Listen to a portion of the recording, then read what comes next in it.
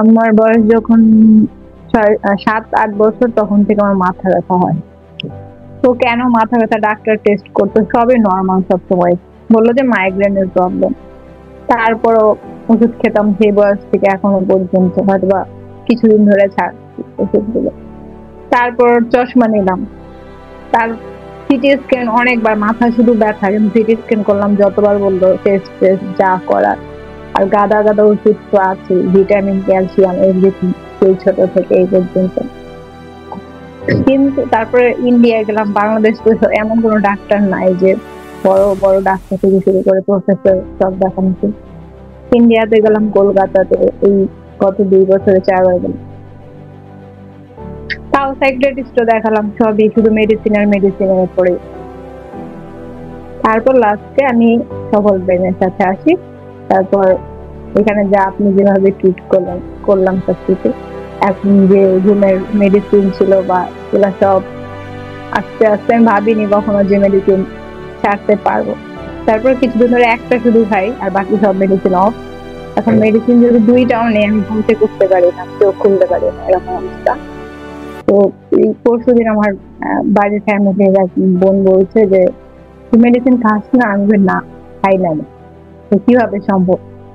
Strange একটা বিষয়। তারপরে এইভাবে এখন তো ডক্টর কাছেও যেতে হয় না, যেরকম মাসে মাসে অনেক ডাক্তার দেখাই দিত, ওষুধ গাদা গাদা, মাথার ওষুধই সব খেতাম 4-5 করে।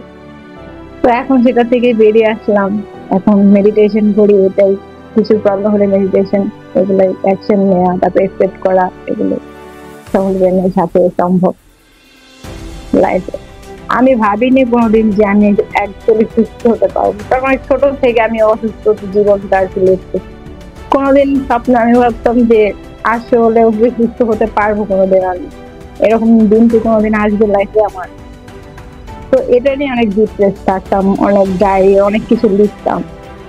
তারপর লাস্টে যখন সফল ব্রেনের সাথে আসলাম, ভাবলাম যে না, লাইফে একটা ভগবান আমার উপর একটা কৃপা করলো, তার সাথে বা সফল ব্রেনের সাথে যুক্ত হলাম।